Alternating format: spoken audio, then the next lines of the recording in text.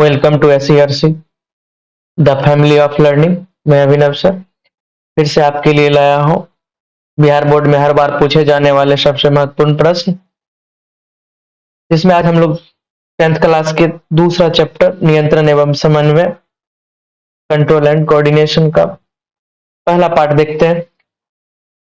आप अगर पहला चैप्टर नहीं देखे हैं लाइव प्रोसेस, तो प्लेलिस्ट में जाएं और पहला चैप्टर का सीरीज पूरा देख लें। तो चलिए हम लोग क्वेश्चन पे चलते हैं। पहला क्वेश्चन देखते हैं क्या है। जीवन की एक महत्वपूर्ण विशेषता है, ऑप्शन है अणु की गति, वृद्धि, संघ एवं समन्वय। अणु की गति होने से रहा, संघ होने से रहा, समन्वय, लेकिन वृद्धि क्या है, जीवन की एक महत्वपूर्ण विशेषता है, तो सही आंसर आपका हो जाएगा वृद्धि। अगला प्रश्न है, तंत्रिका तंत्र की संरचनात्मक एवं क्रियात्मक इकाई को कहते हैं। ऑप्शन है न्यूरॉन, डेंड्राइट्स, नेफ्रॉन और साइटोन।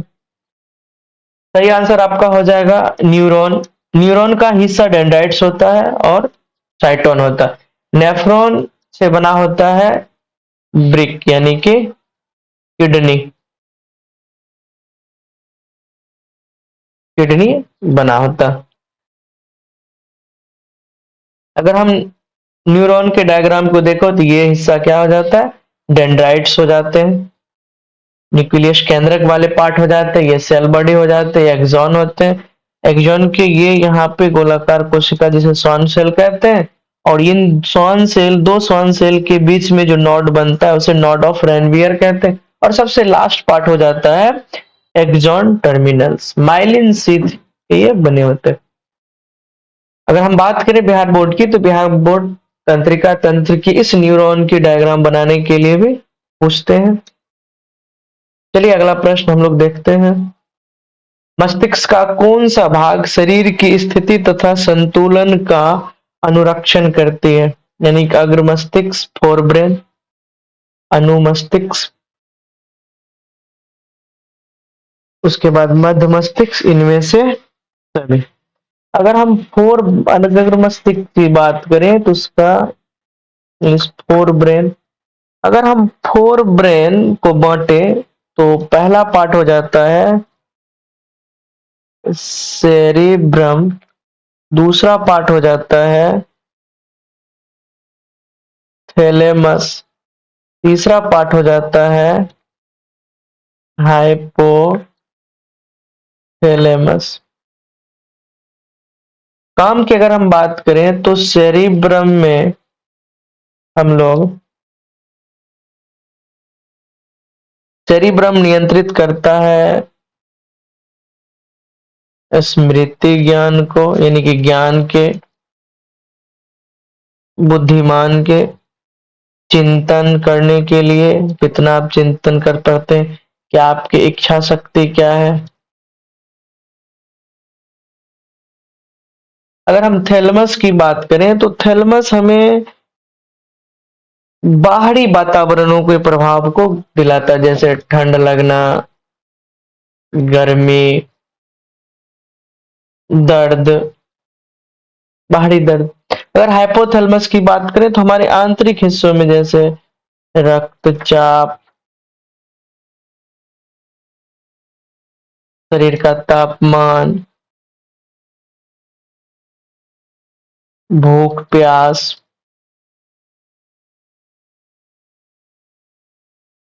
प्रेम घृणा, गुस्सा इत्यादि चीजों का नियंत्रण हाइपोथैलेमस के द्वारा होता है। अगर हम अनुमस्तिष्क की बात करें तो सेरिबेलम, अनुमस्तिष्क हो जाता है सेरिबेलम, और हमारे शरीर को यही नियंत्रित करता है, स्थिति और संतुलन को नियंत्रित यही करता है। तो ये आंसर हो जाएगा अनुमस्तिष्क। मध्य मस्तिष्क की बात हम करें तो मध्य मस्तिष्क देखने और सुनने का कार्य करती है, देखने और सुनने का कार्य करती है।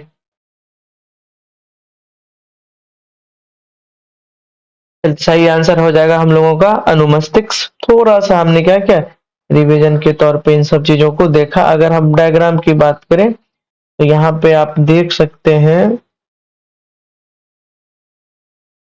डायग्राम में भी फोर ब्रेन है, हिंड ब्रेन है और मिड ब्रेन है। इनके बारे में हमने पहले ही आपको बता दिया, आप यहाँ से सारी चीजों को देख सकते हैं। चलिए अगला प्रश्न हम लोग देखते हैं। निम्नलिखित में से किसे बर्थ हार्मोन कहते हैं? बर्थ, तो पहला ऑप्शन हो जाएगा टायरोसिन, ऑक्सीटोसिन, थायरोट्रोपिन, इंसुलिन। तो ऑक्सीटोसिन जो प्यूटेटरी ग्लैंड से स्रावित होता है वो बर्थ हार्मोन कहलाता है। हमारा सही आंसर हो जाएगा ऑक्सीटोसिन। निम्न में से किसे रासायनिक दूत कहा जाता है?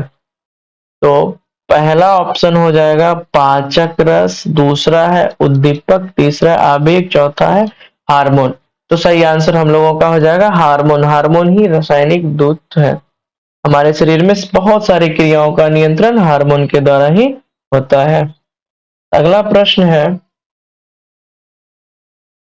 निम्न में से कौन हेटेरोक्राइन ग्लैंड है? तो आंसर है प्यूटेटरी ग्लैंड, जो कि नहीं होगा। यकृत, ब्रेसन होने के चांसेस है। थायराइड ग्रंथि। अगर हम बात करें मुख्य रूप से सबसे सटीक हेटेरोक्राइन ग्लैंड की, तो वो हो जाती है पेनक्रियाज। पेनक्रियाज जो क्या है हेटेरोक्राइन, एक्सोक्राइन और इंडोक्राइन दोनों फंक्शन को कर, यानी कि इंडोक्राइन मतलब वो कोई हार्मोन स्रावित करता है, एक्सोक्राइन कुछ एंजाइम स्रावित करते हैं। ये क्या करते हैं, कुछ एंजाइम को भी स्रावित करते हैं और साथ ही साथ हार्मोन को भी स्रावित करते हैं। लेकिन ये पेनक्रियाज हमारे ऑप्शन में है ही नहीं। तो सही आंसर हो जाएगा ब्रीशन इसका। क्यों ब्रीशन? तो क्यों, तो ब्रीशन तो एक टेस्टोस्टेरोन,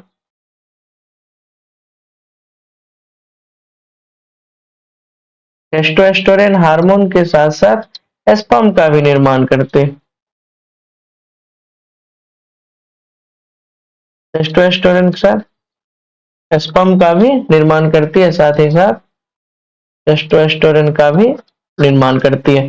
यानी कि स्पर्म और टेस्टोस्टेरोन हार्मोन का निर्माण, इसीलिए इस ऑप्शन के अनुसार ब्रीशन क्या आ जाएगा, सही आंसर हो जाएगा। चलिए अगला प्रश्न हम लोग देखते हैं। निम्नलिखित में से कौन पुरुष हार्मोन है? तो ऑप्शन है एड्रीनालिन, जी नहीं, दोनों में होते। एस्ट्रोजन फीमेल हार्मोन है, टेस्टोस्टेरोन मेल हार्मोन है, इंसुलिन दोनों में स्रावित होते हैं। तो मेल हार्मोन हो जाएंगे टेस्टोस्टेरोन। चलिए आगे के प्रश्न हम लोग देखते हैं। मस्तिष्क उत्तरदायी है, पहला ऑप्शन आपका है हृदय स्पंदन, दूसरा है शारीरिक संतुलन, तीसरा है सोचने के लिए, चौथा इनमें से सभी। हाँ, हृदय स्पंदन के लिए भी जिम्मेदार होते हैं हमारा मस्तिष्क, शरीर की संतुलन के लिए भी जिम्मेदार होते हैं, सोचने के लिए भी जिम्मेदार होते हैं। इसलिए सही आंसर हो जाएगा इनमें से सभी। अगला प्रश्न हम लोग देखते हैं। शरीर का संतुलन बनाए रखता है, शरीर का संतुलन बनाए रखता है तो सेरिबेलम, क्रेनियम, मस्तिष्क स्टेम, सेरिब्रम। सेरिब्रम तो होगा नहीं, सेरिबेलियम, सेरिबेलम इसका क्या आ जाएगा सही आंसर। क्रेनियम की बात करें तो मस्तिष्क के ऊपर जो जिस गुहा में, यानी कि ब्रेन बॉक्स, जिसको हम लोग ब्रेन बॉक्स भी कहते हैं, ब्रेन बॉक्स यानी कि जिस बॉक्स में मस्तिष्क सुरक्षित रहता है उसे ही क्रेनियम। ये जो बाहरी परत आप देख रही है क्या है, क्रेनियम स्कल, ये हड्डी होता है, खोपड़ी स्कल इसको बोल सकते हैं। अगर हम मस्तिष्क स्टेम और सेरिबेलम की बात करें तो ये दोनों पार्ट है, मस्तिष्क स्टेम और सेरिबेलम ये पार्ट है हिंड ब्रेन का। इसमें आपको मिल जाएंगे पॉन्स, बेरोलाई, मेडुला ऑब्लंगाटा और सेरिब्रम। मिड ब्रेन अकेला है, इसको कोई अलग पार्ट में नहीं बांटा गया है। यहाँ पे आपको दिख जाएंगे स्पाइनल कॉर्ड। तो इसका सही आंसर हो जाएगा सेरिबेलम, जो हिंड ब्रेन का पार्ट। निम्नांकित में कौन पादप हार्मोन नहीं है? पहला है एथिलीन, दूसरा है साइटोकाइनिन, ऑक्सिन, ऑक्सीटोसिन। चौथा आंसर जो आप देख रहे हैं डी नंबर ऑक्सीटोसिन, ये क्या है? बर्थ हार्मोन है जो मनुष्य में बनता है। अगला प्रश्न हम लोग देखते हैं, मानव शरीर की सबसे लंबी कोशिका, तो सबसे लंबी कोशिका अस्थि कोशिका नहीं होगा, पेशी कोशिका नहीं होगा, न्यूरॉन और मास्टर सेल। सबसे लंबी कोशिका हो जाएगा न्यूरॉन, जो कि आपको यहाँ दिख रहे हैं, दिख रहा है डायग्राम में। ये क्या है? मानव शरीर की सबसे लंबी कोशिका। अगला प्रश्न है, रक्त में शर्करा का स्तर नियंत्रित करता है? रिलैक्सिन जी नहीं, एस्ट्रोजन नहीं, प्रोजेस्टेरोन नहीं, इंसुलिन। सही आंसर हम लोगों का हो जाएगा इंसुलिन। इंसुलिन ही रक्त में ग्लूकोज का नियंत्रण करता है। रुधिर चाप नियंत्रित होता है? ऑप्शन देख लेते हैं, थाइमस, थायराइड, एड्रिनल और ब्रीशन। तो आप एड्रिनल ही क्या करता है? रुधिर चाप को नियंत्रित करता है। ये वृक्क के ऊपर यानी कि किडनी के ऊपरी हिस्सों पर ये ग्रंथि, एड्रिनल ग्रंथि पाया जाता है, जहां से एड्रिनल निकलते हैं और रक्तचाप को नियंत्रित करते हैं। अगला प्रश्न अगर हम देखें तो आयोडीन की कमी से कौन सा रोग होता है? ऑप्शन है घेंघा, मधुमेह, स्कर्वी, एड्स। अगर हम सही ऑप्शन की बात करें तो सही ऑप्शन हम लोगों का हो जाएगा घेंघा रोग। सही आंसर क्या हो जाएगा? घेंघा। मधुमेह तो इंसुलिन की कमी से होती है, लेकिन घेंघा रोग आयोडीन की कमी से हो जाती है, क्योंकि हार्मोन जो बनता है थायराइड ग्लैंड में, थायरॉक्सिन, वो आयोडीन के कारण ही बनता है। और आयोडीन की कमी से वो नहीं बन पाता है तो फिर वो बड़ा रोग हो जाता है।